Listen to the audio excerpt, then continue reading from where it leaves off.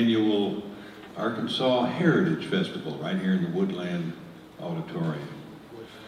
You know, I've got to tell you a little bit here.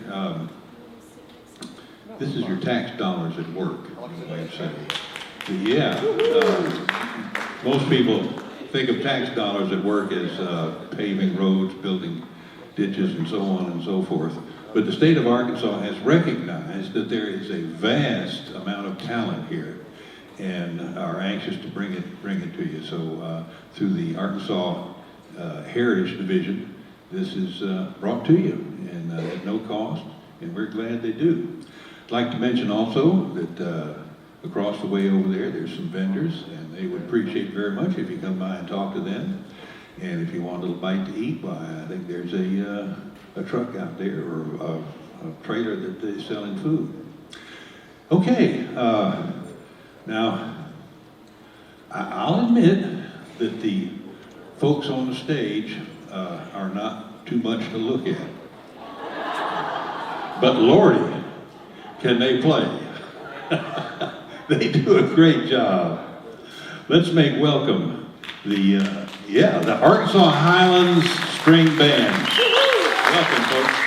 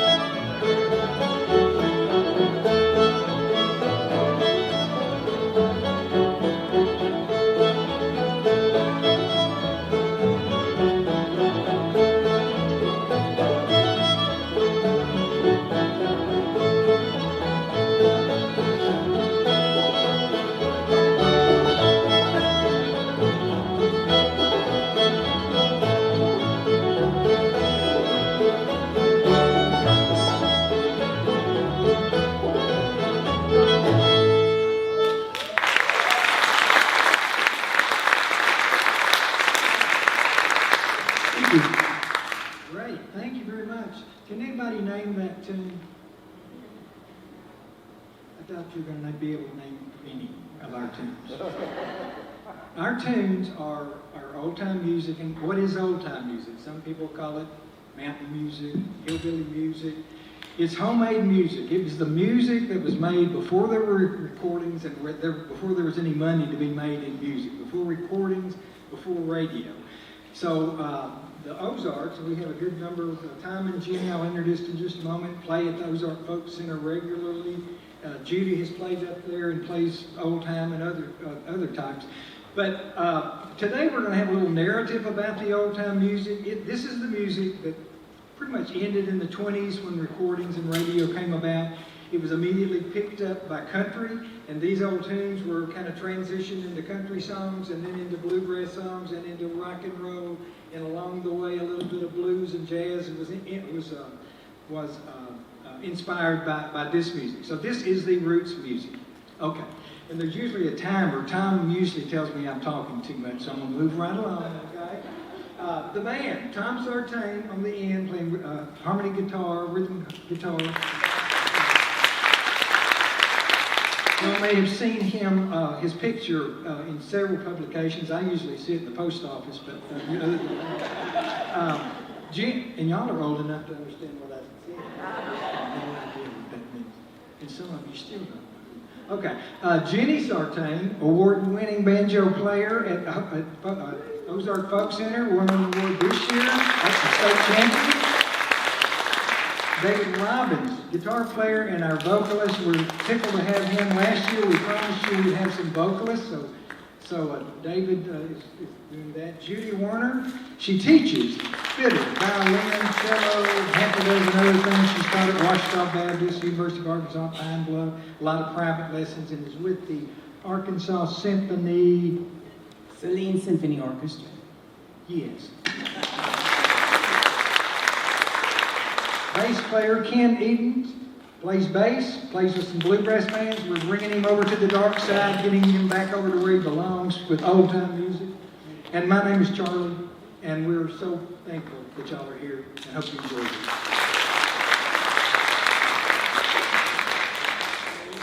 This tune is called The Horse and Buggy-O.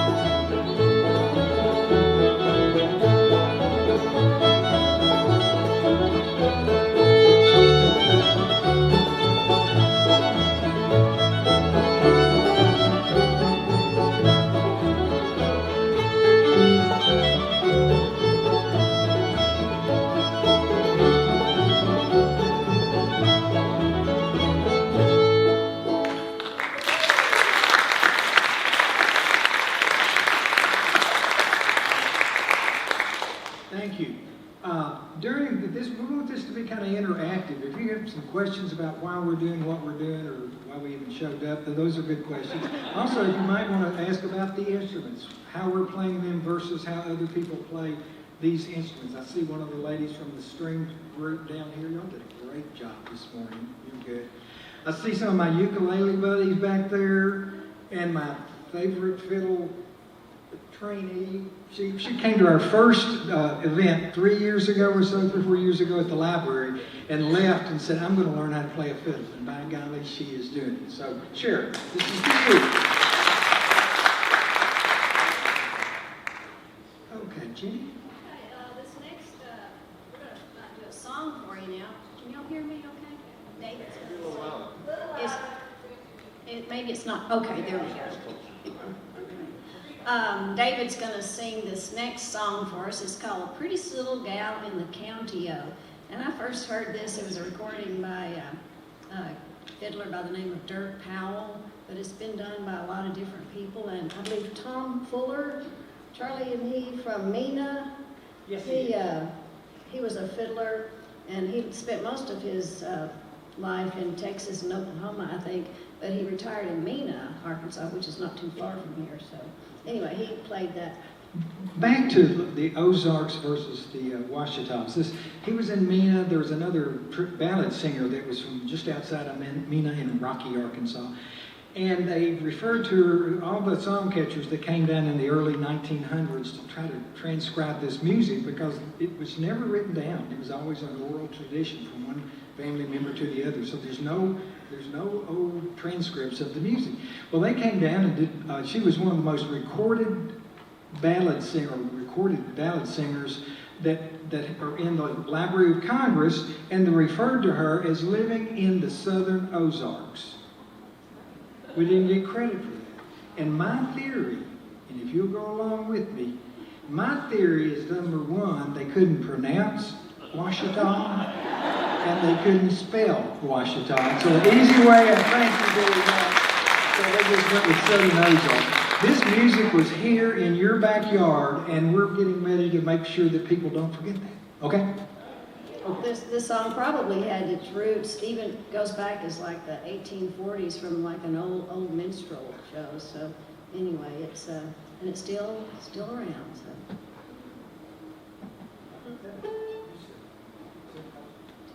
Oh no, not this. I don't think it's really known who actually wrote it. A mystery.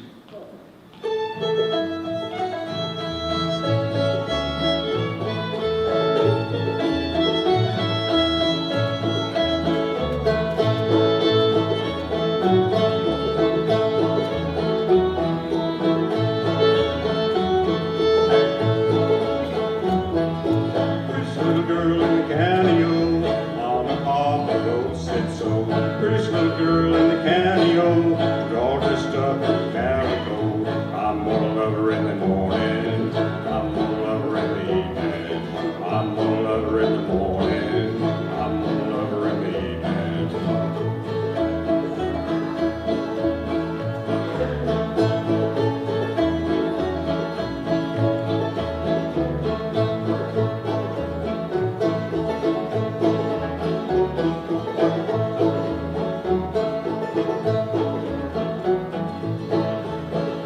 Pretty little girl in the canyon, blue eyes shining, here I go. Please be mine, I love you so. Take my heart and don't let go. I'm gonna love her in the morning. I'm gonna love her in the evening. I'm gonna love her in the morning. I'm gonna love her in the evening.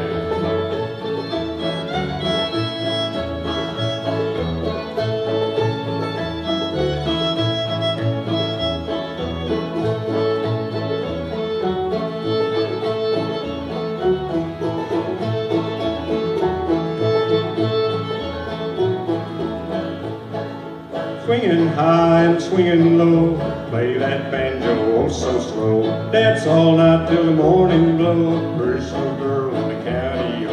I'm gonna love her in the morning. I'm gonna love her in the evening. I'm gonna love her in the morning. I'm gonna love her in the evening.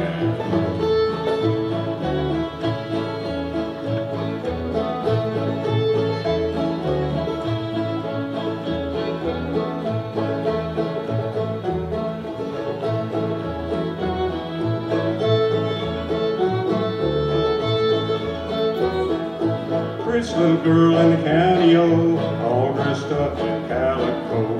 Boys are all around her, so look right in a hole. I'm gonna love her in the morning. I'm gonna love her in the evening. I'm gonna love her in the morning. I'm gonna love her in the evening.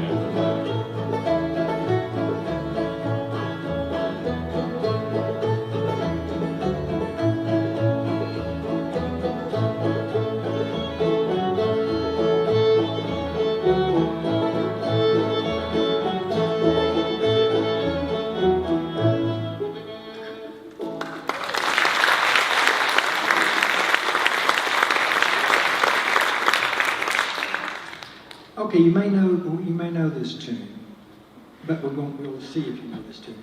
This might be a good one to dance to. Wouldn't it? Yeah. Okay, you dancers, you ready? Okay. I'm gonna. I'm gonna put this down, not so I can bring it. So this is called Old Joe Clark. It probably has Irish origins in it, and it's done. We do it in the Ozark style with shuffle rhythms all the way through, which really is inducive to dancing. So, do what you feel like. But anyway, this tune is also played in a bluegrass tradition, which would be notier, a lot of running notes, just instead of double notes, running notes like in scales, if you understand what that is. And the bluegrass tradition took old-time music and kind of jazzed it up with a lot of extra notes and high-speed rhythms. And Bill Monroe was the father of bluegrass, and so it was just a different, more progressive tradition than what we're doing. We're doing in the older tradition, which is square dance style. Yeah, I might add that this song has like 90 verses. It's a song that can be sung, and we don't sing the verses because they're kind of, some of them silly, but the guy that is Old Joe Clark was supposedly a real guy, and we don't know really for sure. Some people think he was a moonshiner from Virginia, and some think that he was a banjo player from Kentucky. And so anyway, there's a lot of different verses there, but we play as an instrumental. And we're only going to do 45 verses in the instrumental. Unless someone gets up and dances, and then we'll cut it back, okay? We're going to play until somebody comes up and dances. Okay, I think we've got to take it.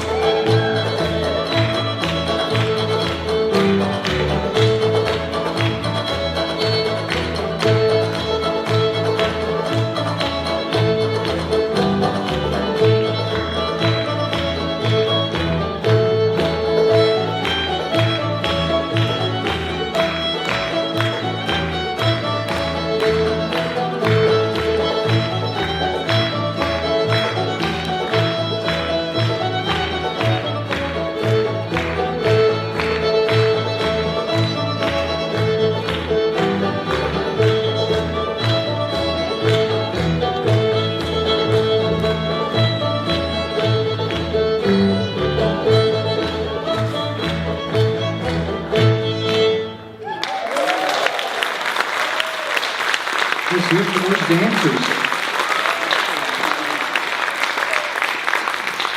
Hey, David, just in case, I did have my phone where I could dial 911 if anything happens. Good job, good job. Thank y'all so much for participating and the clapping and all that.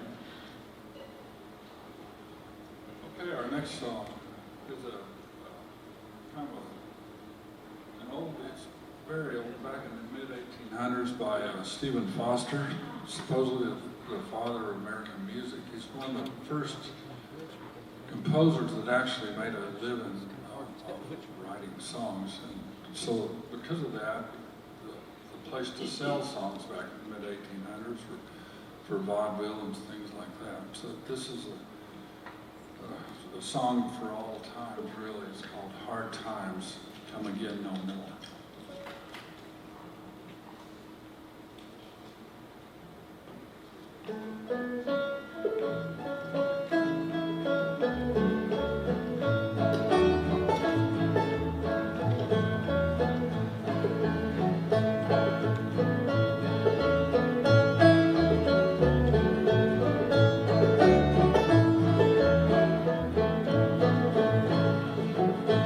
Let us pause in life's pleasures and drown its many tears, while we all sob sorrow with the poor. There's a song that will linger forever in our ears. Oh, hard times come again no more. 'Tis a song, the sigh of the weary. Hard times come again no more. Many days you have lingered around my cabin door. Oh, hard times come again no more.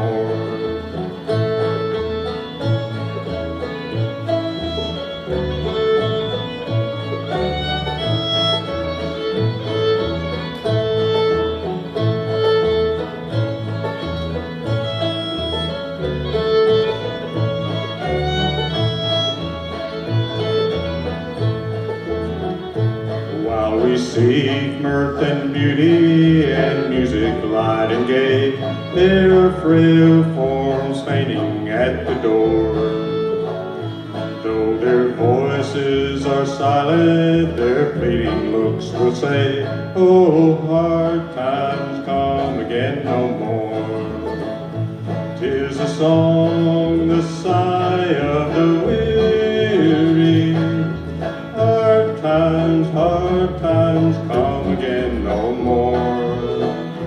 Many days you have lingered around my cabin door. Oh, hard times come again no more.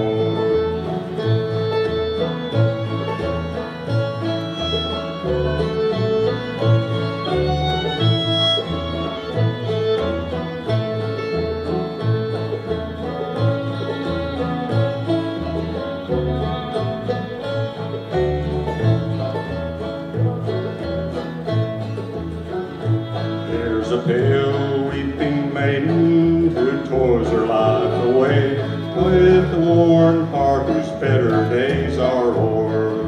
Though her voice would be merry, 'tis sighing all the day. Oh, hard times come again no more. 'Tis a song, the sigh of the weary. Hard times come again no more. Many days you have lingered around my cabin door. Oh, hard times come again no more.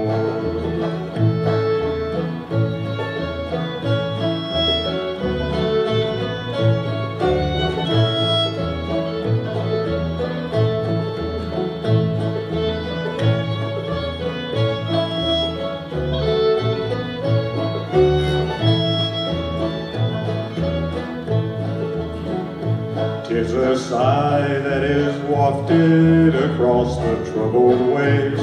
Tis a wail that is heard upon the shore.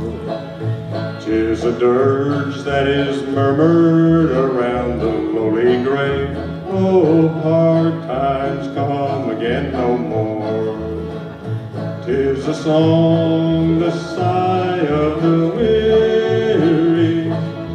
Hard times come again no more.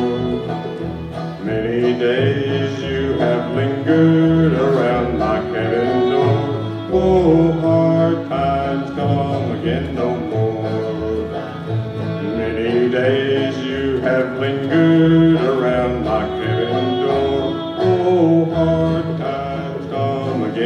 home.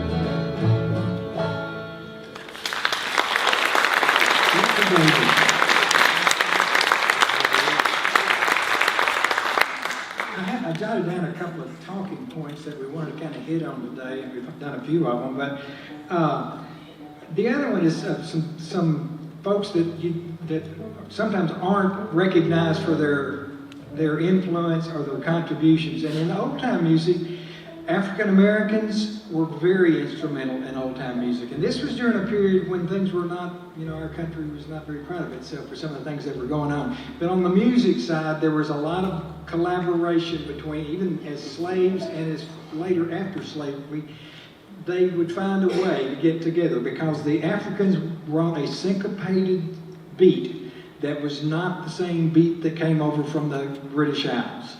And as time went on, more and more collaboration happened. The others are women. There were a ton of ladies that were kind of the backbone of various musical groups and writers and banjo players. In fact, there were tons of parlor banjo players that were female. So those were some folks that made a lot of contributions, and we're going to talk a little bit more about that and might have a short video if we have time to kind of emphasize some of that. Where are we, ladies and gentlemen?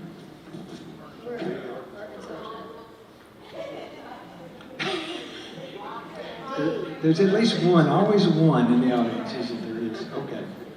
Intro? We're intro. So this is called Arkansas Traveler. I'm sure you all know the tune. It's our famous, one of our state songs. It's got a story behind it that kind of brings music together, people together through music. So I'll just leave it at that. Another good dance tune.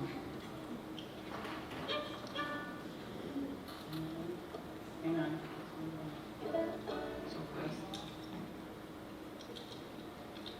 What's with you, Charlie?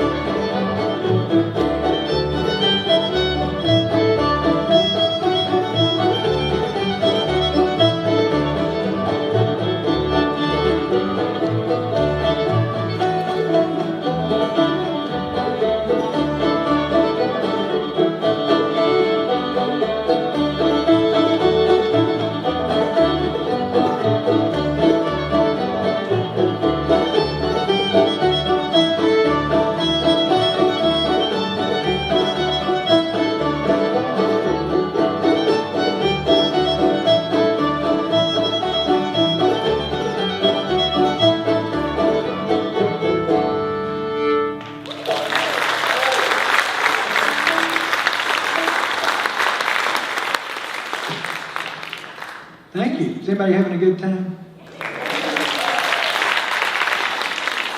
We certainly are, but I know some of y'all taking pictures. If anybody wants to take a picture of us, just the history of this, one of my friends came up and said, y'all really enjoy doing that? And well, heck yeah, we enjoy it. He said, y'all look like y'all are sad.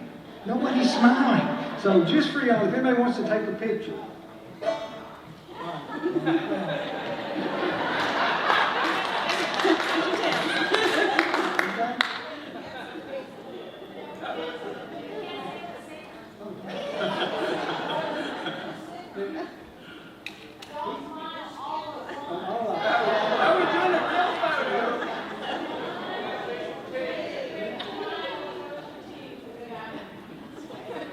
We don't have to.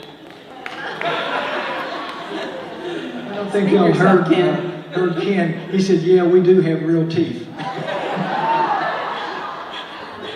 Terrible, okay. Before we start, could I hear more bass in the monitors, if that's possible, more bass? Could we hear more bass anyway?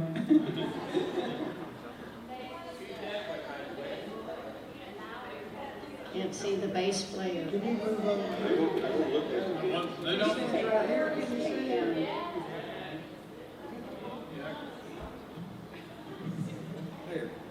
I mean, we'll do anything for you guys, you know? Well, no, almost anything. Okay, you took our picture. We expect you to do something. And what might that be, the career? Dance. We love to see you guys dance. Or at least clap or stomp in the floor. Okay, what's up?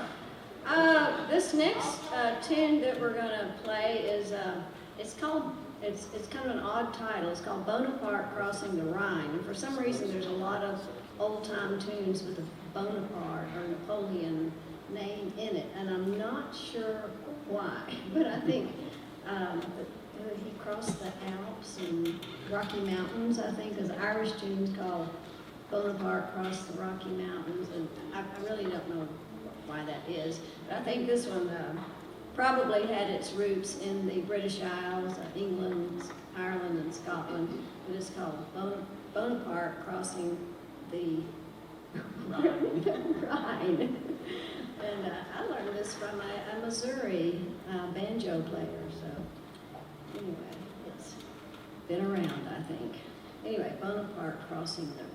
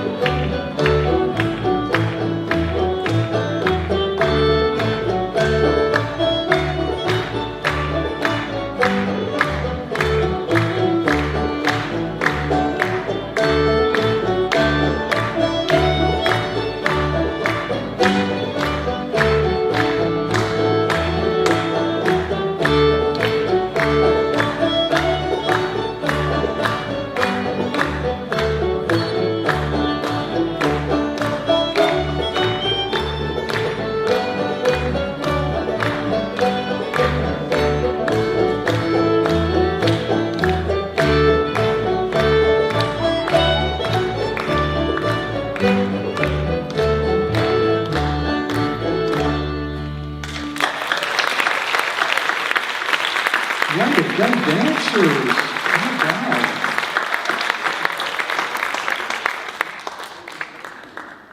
A couple of misconceptions also that we're going to talk about. As the writers from New York and the New England states discovered the people in Appalachia, they like news now, sometimes things were exaggerated and made newsworthy. The hillbillies and the reputation they had for being kind of not very smart and not very good, and a lot of things, was very, very much in error. Number one, the way they lived every day was to survive and actually explore the country and make it what I think some of the basic values that we enjoy today. The women were hardworking, the men were hardworking. But they did know how to have a good time. But they were not dumb. Or somebody told me they were dumb, like a fox. They knew how to take care of business, and they took care of themselves, and they didn't want other people interfering with that. But in any case, back in New York City, the headlines was they had one eye in the middle of their head, and they married each other's sister or something like that. That was one misconception. And also the other one we talked about is the Ouachita Mountains. We had this music here. I want you to go home with that idea. Mount Ida was a hotbed of it. Any place there were working people, whether it was a coal mine in Kentucky or West Virginia, or a lumber camp in the Ozark Mountains, or a railroad building expedition, there was music there. And the history was the first instrument that came over, I think my timer's going on. Well, let's stop there and have a tune. Chapter will be continued. This is called Liberty. I think Ken's got something to say about that. Well, Liberty is the first song I ever learned to play on, well, not the first one, but pretty early on, tried to learn to play on the banjo. I play the three-finger style, which is like the Earl Scruggs style, and I can't play what they play. It seems too hard to me. But anyway, with the Scruggs style, you use thumb pick and two-finger picks, and you're more of a rolling type thing, where what they play is claw hammer or crailing, I guess you call it. Maybe they'll tell you more about that. But anyway, I thought, well, man, this song don't sound too hard. This will be easy. Well, it wasn't easy. It's faster than I thought it was. But on this song, I don't think they really know where it came from. Back in the day, somebody wanted to learn to play an instrument, somebody would teach them to how to play, and then somebody had taught them, and so it's kind of hard to pinpoint where Liberty came from, but I think the first recorded version that people know about was 1947 by Bob Wills, a Texas fiddle player. So, I mean, I really like this song, so hope you do.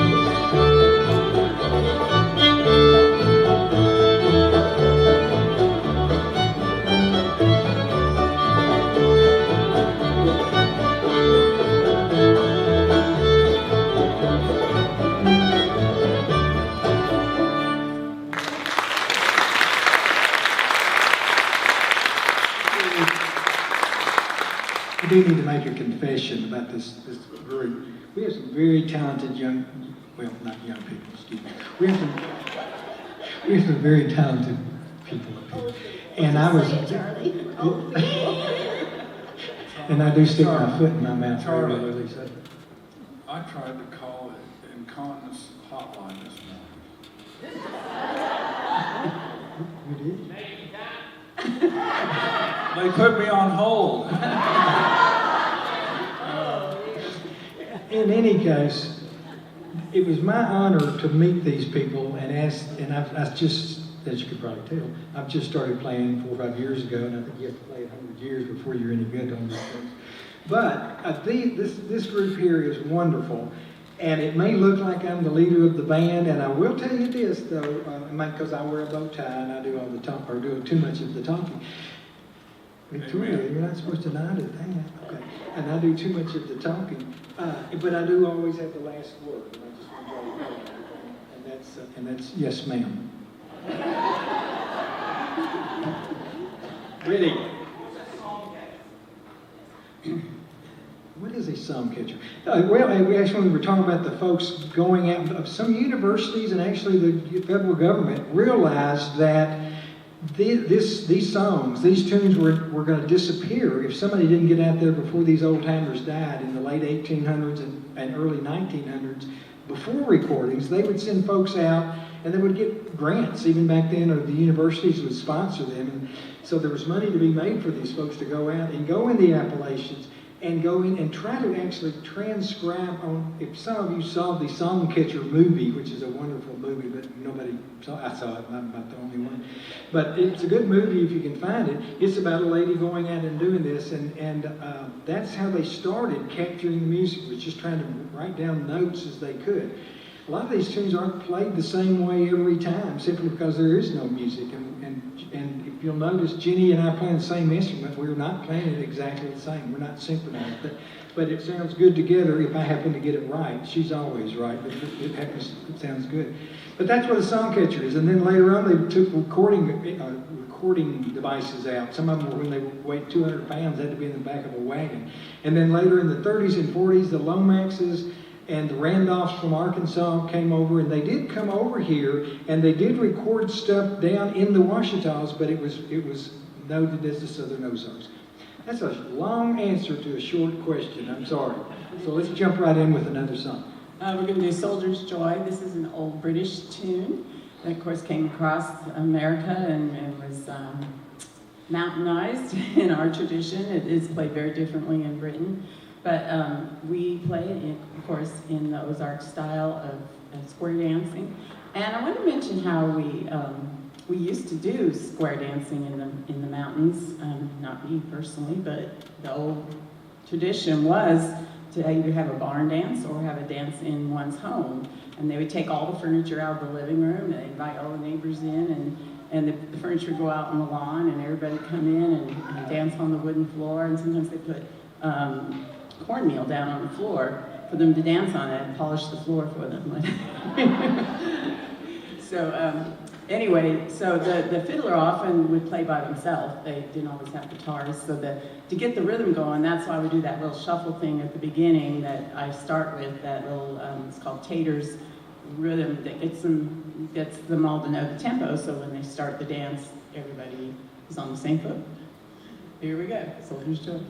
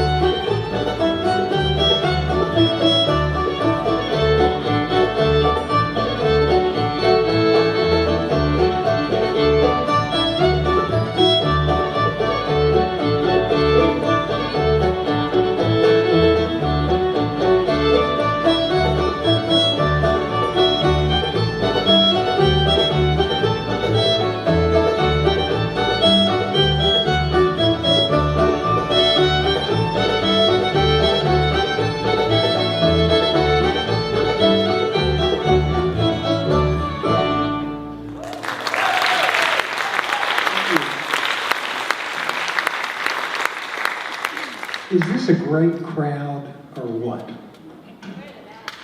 You guys are the best. This does beat. The first year we played in the park. It was the same temperature. You guys would not have been there. No, it was tough. It was tough. No, it was really pretty out there. I love the grove, but as the day went on, the sun kept moving, and we noticed that people's chairs started shifting over to each side, just trying to follow the shade. But this is really a nice room here. So we're glad that we're getting to play inside today. I'll talk about that. Anything to talk about. Does anybody know what this is? A what? A mini, it's a baby banjo. That's its name, it's a baby. It was born this one was born in 1921 in New York City, and we've adopted it about 3 or 4 months ago, and this is Baby the Baby Banjo. It's got a few scars on it, but it's our little baby. Now then, our fiddle is relatively old. Yes, this fiddle is, no, this one's not my old one, sorry. Oh, wait. But I do have one that's 100 years old. Yeah. And then the banjo that's a newer banjo, right? This is a custom-made banjo. It was made by Scott Poole, who owns the music store in Mountain View. So it's not an old one. I do have an old one. Yeah, do you have an 18? Late 1800 one, cold, but I didn't bring it. There's a disease that we have that when we see another banjo, you gotta get it. You probably got that. And I know Ken back here, he's got every instrument under the sun. David has and David's learning to play the fiddle, plays the dulcimer. Yeah, he plays the dulcimer, the cello. These guys are real musicians. Oh, you can Bring tell. the piano with him. Yeah, okay. Enough of that. Let's move on to, who's going to introduce this?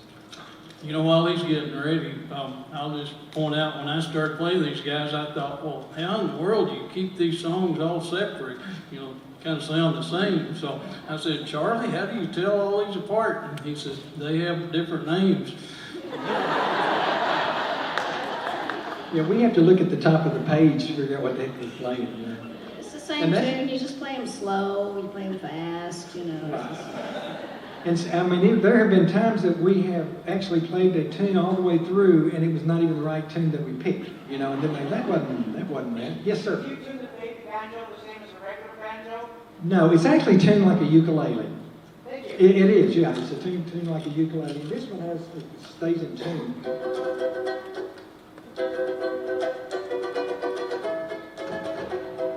So it's kind of, it's kind of like the washboard was. It was something to kind of drive the beat, and it was just kind of background music. You'll hear washboard.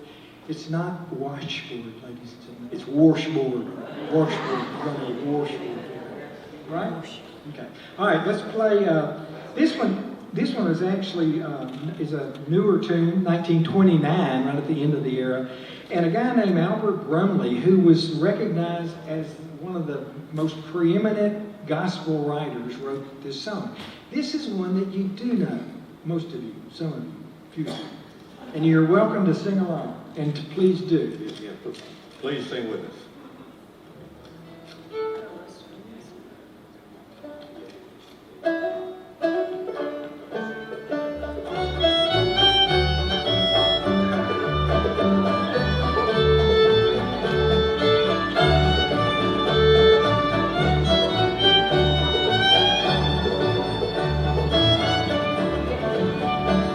Some glad morning when this life is o'er, I'll fly away to a home on God's celestial shore. I'll fly away. I'll fly away, oh glory. I'll fly away in the morning when I die. Hallelujah, my God, I'll fly away.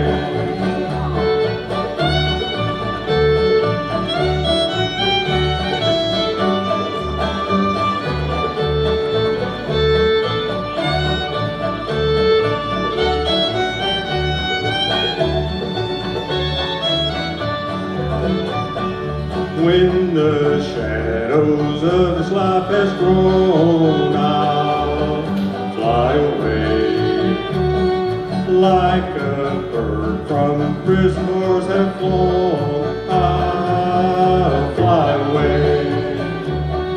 I'll fly away, oh glory. I'll fly away in the morning when I die. Hallelujah, by and by. I'll fly away.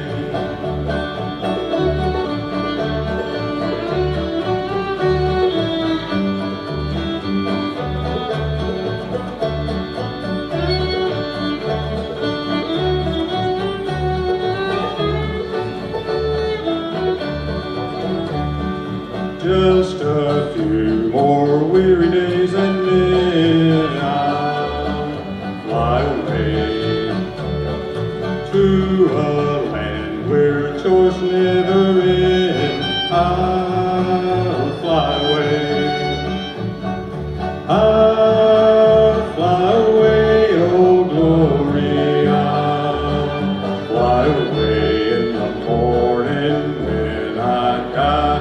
Hallelujah, by and by, I'll fly away. Yes, when I die, hallelujah, by and by, I'll fly away.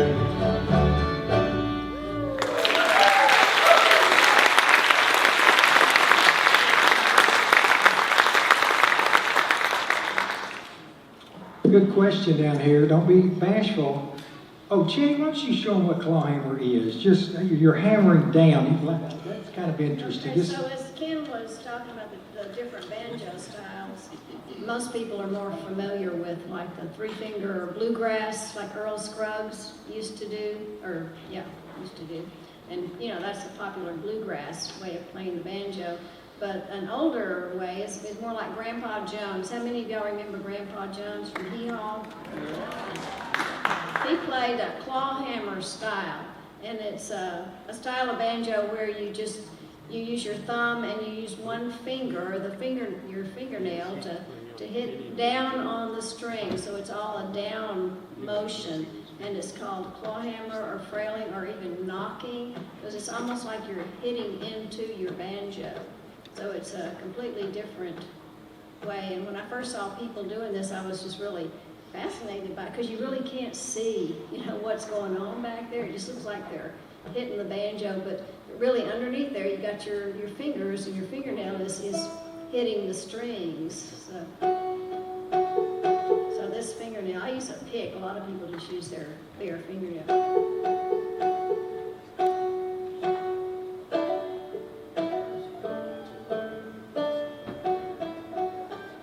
So all of that is with this fingernail here. And so anyway, claw hammer, frailing. this is the part my group hates the worst, and this is what I'm going to tell 400 years of history in 60 seconds. Start your clock, okay? All right, this was one, don't start it yet until I start. In one of our first programs, when we were trying to let folks understand what we were talking about, this was something I came up with, and it's very high tech, as you can tell. Anyway, I'm going to start over here is 1600. And then a couple of steps be 1700, 1800, just to give you kind of an idea of the progression of this music and American history. Okay, 1610, actually 1607, Jamestown, Virginia was the first permanent settlement. Had about 200 people there. That was the first permanent settlement. There was a lot more exploration. 1620, a slave ship got lost and ended up landing on at Jamestown. That was the first documented slaves that came there, 50. And they came there and they were starving to death, as were the crew, but they stayed there and they became slaves there where they were producing tobacco. All right, my theory, now this is where I'm connecting some dots. The British Isle folks brought a fiddle or two, because it could be transported over, and they were getting out of the old country and coming over. But music was important all the time. The the African Americans didn't get to bring anything, and they weren't there they weren't there because they wanted to be. However, they had this syncopated beat that nobody else had then, and it's that dunkity dunkity dunkity dunkity dunkity dunkity. Anyway, and here's my take. Sooner or later, the guys over on one side of the camp were playing their fiddle and dancing and hooting and hollering, and they would listen over and hear this dumpity dumpity dumpity dumpity dump. Well, that's pretty cool. What are you doing? I'm sure it didn't take too long. Slaves were not treated well, no. However, the music brought certain elements together everywhere we go. If nothing else will bring you together, usually music will. Okay, fast forward. 1700. Is 60 seconds up? I got to start over. 1700, jump to 1776. That's when we had the independence. 1800, banjos gained popularity too in the early 1800s. So now we got the banjo and the fiddle. And this is when things started happening with the old-time music. To be continued.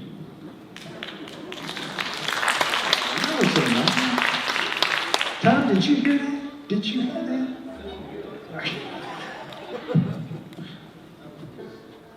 This next tune is called Dry and Dusty. It's one of the famous Ozark fiddle tunes. It was made famous by the Morrison brothers in mid-1900s. They made some recordings of it and played it at the Ozark Folk Center.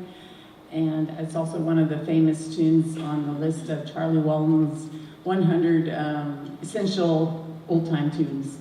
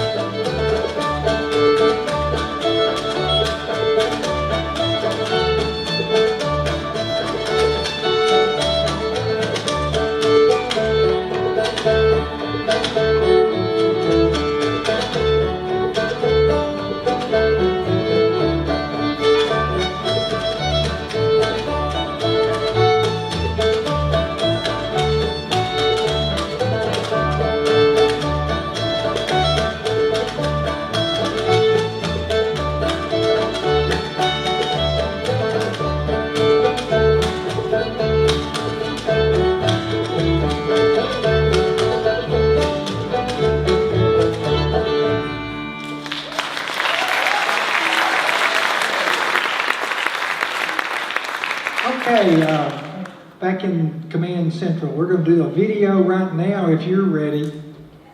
This is, and I'll introduce it, this is a video kind of getting back to the African American contributions to this music. This is off a North Carolina public radio station. It's David Holt and Rihanna Gibbons. Has any of you ever heard of Rihanna Gibbons? She is a blowout. I mean, she started with the California Chocolate Drops, old-time music exclusively. That was 10 or 12 years ago. She's now an opera singer, an actress, tours all over the world. She is a wonderful performer, and she's bound and determined to show that what the African Americans contributed to music, which is part of our project here too. So, without further ado, we'll see.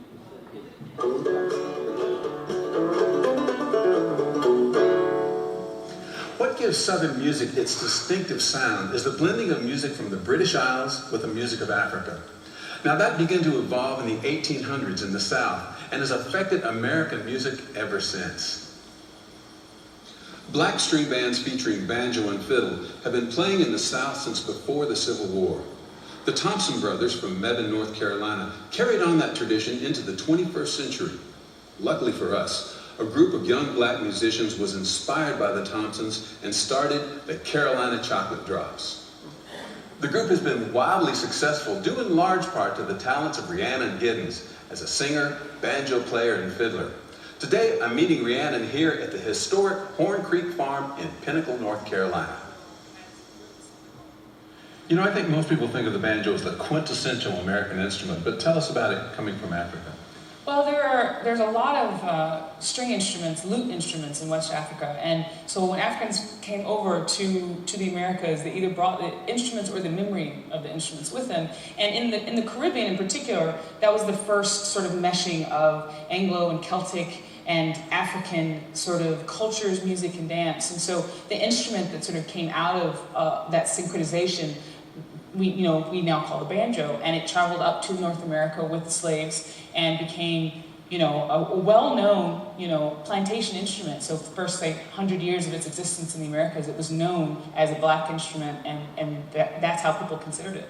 And then how did it get into the white community? Well, in the 1840s and 50s, some entertainers started to look at the banjo and go, that's pretty cool. One in particular, Joel Sweeney, which we know as maybe he wasn't the first white man ever, but he was the first that we know of to pick it up. He made some changes to it, whereas instruments before would have been more handmade, sort of gourd type instruments. He made some changes to it, and also his colleagues, one thing being the wooden rim, and so they started to take the banjo out, performing with it all over the country. They went to the UK, they went to Australia, they went to Europe, and spread it around. Yeah, they did. It was the first really American cultural export, 100 years before rock and roll. And one of the reasons why we don't talk about this is because they were doing it in blackface. It's part of the minstrel show. Mm-hmm. And that's, for various reasons, that's a really hard thing for us to talk about. There's a lot of negativity that goes along with that. But you also have to look at the fact that it was the most popular form of entertainment in America for over 50 years. Yeah. I mean, it's at the root of our culture, music, dance. It's what started Broadway. It started everything, syncopation. There really was not much syncopation in American music then. Give us a little example of something, and I'll play the bones. Yeah, so this was originally published in 1855, the very first banjo tutor called the Briggs Banjo Instructor. So this is a little piece from that.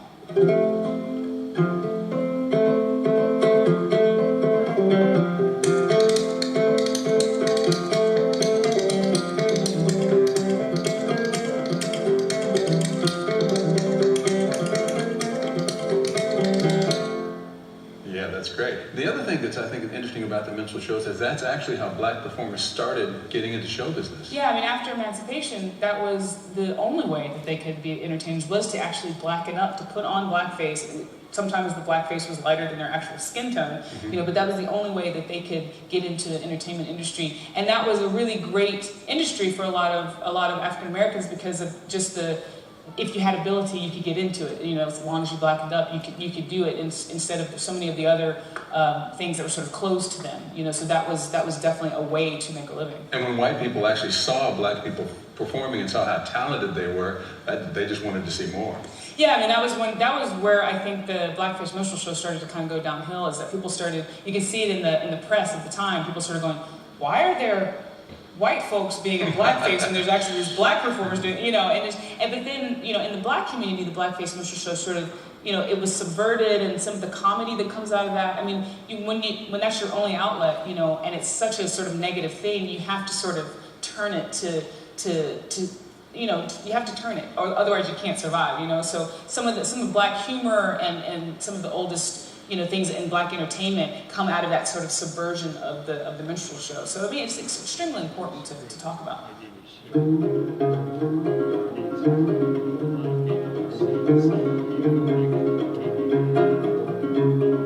Judge Cook is dead.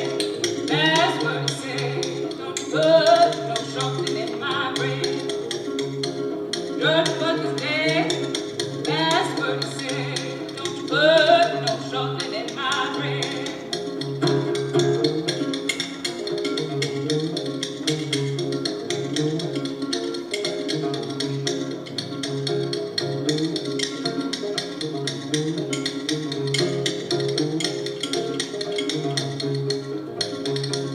Just what you said, that's what you said. Don't you let your woman have her way. If she has her way, she will go and stay all day. Don't let your woman have her way. Oh, we know what we're doing.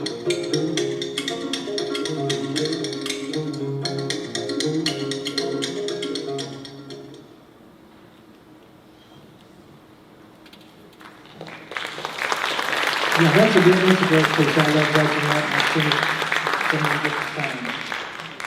Okay, if we can round everybody up. I know y'all were taking a look. This is kind of a very,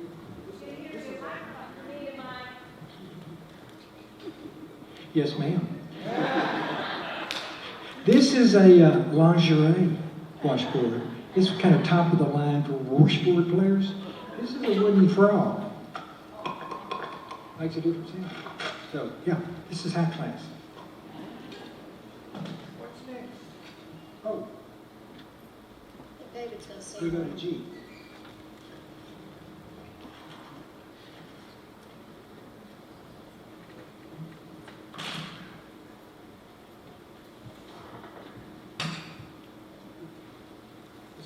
Oh, I'm introducing this one. Sorry, folks. Everybody awake? Okay. This one is another gospel song, Just a Closer Walk with Thee. Now, are y'all familiar with that one? Yeah. That was my dad's favorite song. That's the reason they let me pick it. But also, if you watch Lawrence Welker, Pete Fountain, any of those old folks, no matter what genre they were doing it, this was a popular song. It's an African-American song that came about in the 1800s. And became very popular, but no credit that I know of that it was an African-American gospel tune originally. Okay. And David does a wonderful job on it, so please sit back and enjoy. Please sing along.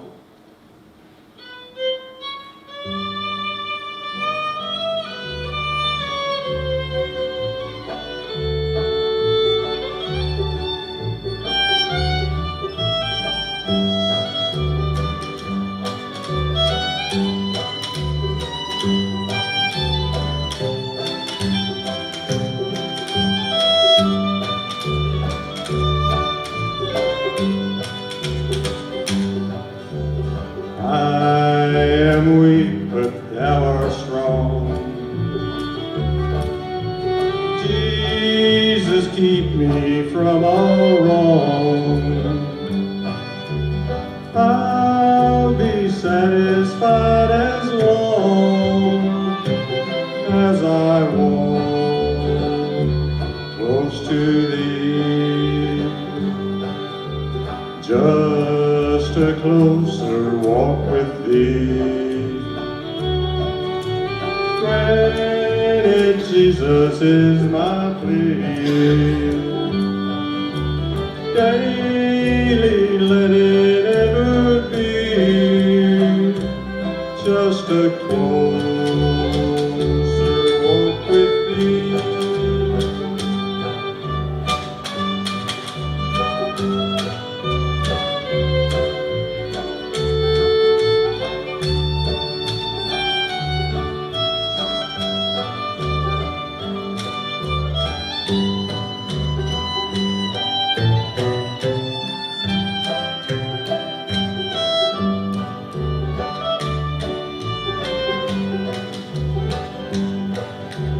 Through this world of toils and snares,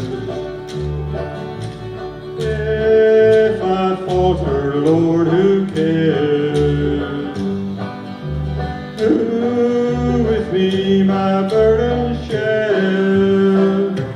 Let me walk close to Thee.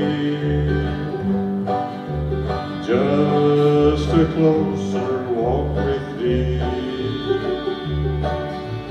Granted, Jesus is my plea. Daily let it ever be just a closer walk with thee.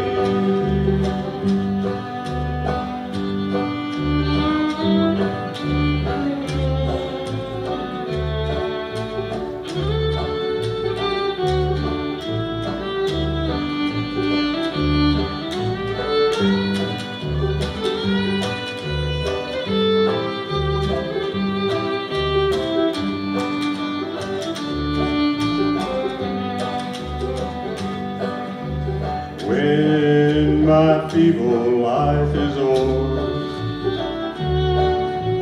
time for me will be no more. Guide me to that peaceful shore. Let me walk close to thee. Just a closer walk with thee.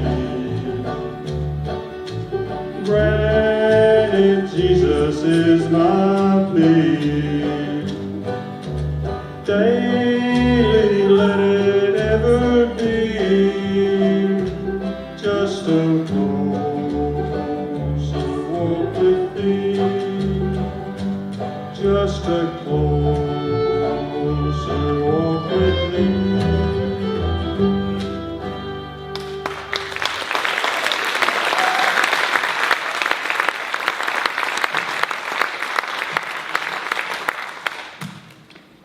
Okay, part two. I was right here at 1800, okay? 60 seconds, okay.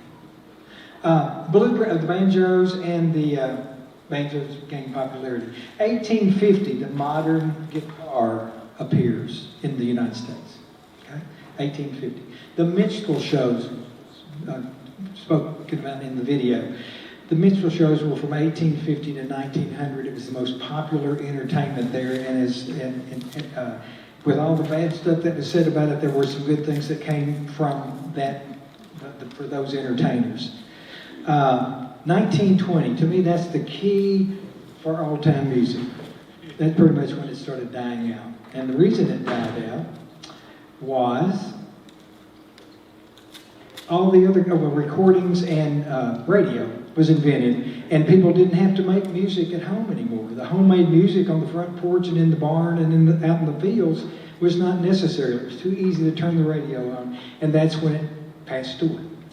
And then from that point on, think about what has happened. But if you really want to get back and link it, everything from Little Richard to Elvis Presley to Johnny Cash to all the country folks came from this music, that first generation of people after that. And even today, a lot of the modern artists attribute certain African American, early American artists as their inspiration for doing whatever take it is on that music. And it doesn't certainly sound like stuff that we enjoy particularly, but our roots have gone all the way through all that. Done.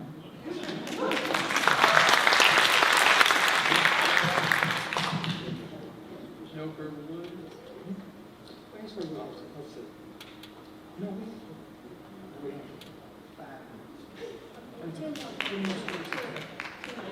was that, are you ready to go home?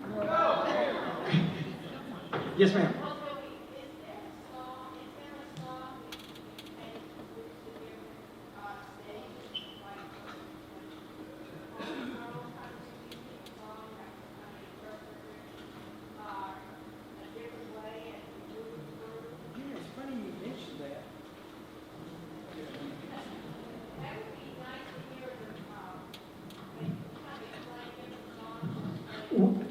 We can't demonstrate it all the way through, but I can give you an example, and it happened today. The string band, the strings, played Boil 'em Cabbage Down. Bow 'em Cabbage Down was a very, very, does anybody know when Bow 'em Cabbage Down came about? It's an old song, and the string playing classical music played it. My granddaughter was in a string group, and they played another one. So some of the stringed orchestras now will play these old time tunes. They arrange them a little different.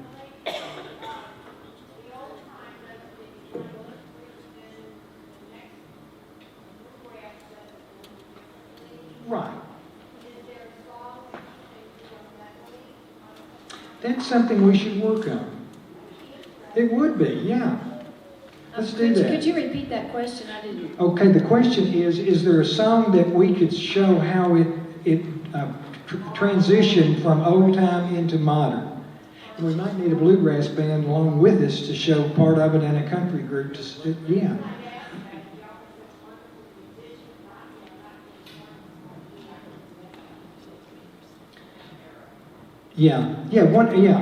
That's a great idea. Come back next year and we will do it. By God.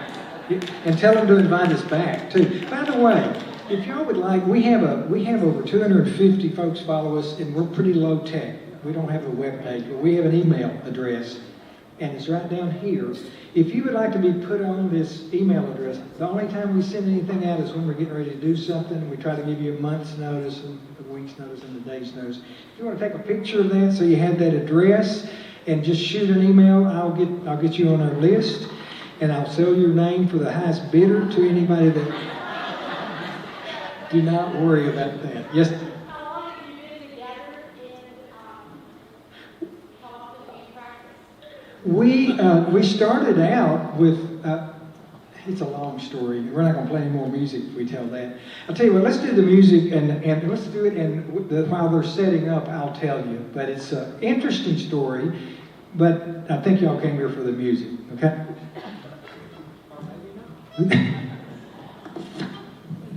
Thank you for asking. Hey, this next song is called Elk River Blues. It's a newer song and written by a West Virginian after the Corps of Engineers flooded his homeland that his family had had for several generations. It's pretty neat. It has an old time sound to it. It's probably made in the late 60s. Okay, this is a song called Elk River Blues by Ernest Carpenter. West Virginian. It was written about his homeland being flooded by the Corps of Engineers making a dam after several generations of his family lived there. So this is the story. I don't know if there's any words to it or not. Well, you know, originally he just wrote it as a tune. I think some years later, someone actually put words to his tune that he wrote. I'm not sure who that was, but we just played the tune. It's really soulful, I think.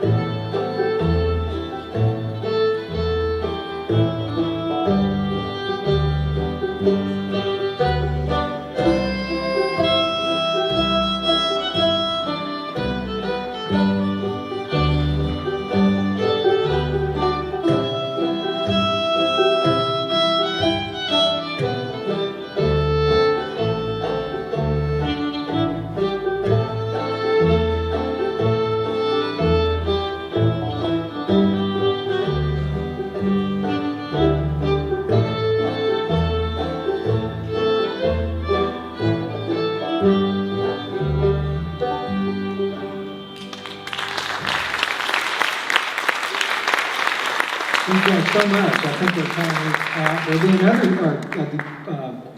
Ed and the Rock City Players blues group, trumpet, hope they're great. They'll be on in about 15 minutes, so stick around for those. Thank you guys so much. Y'all have been a wonderful audience. Get a picture of our, thank you very much. Get a picture of our website if you want to, and here's to you.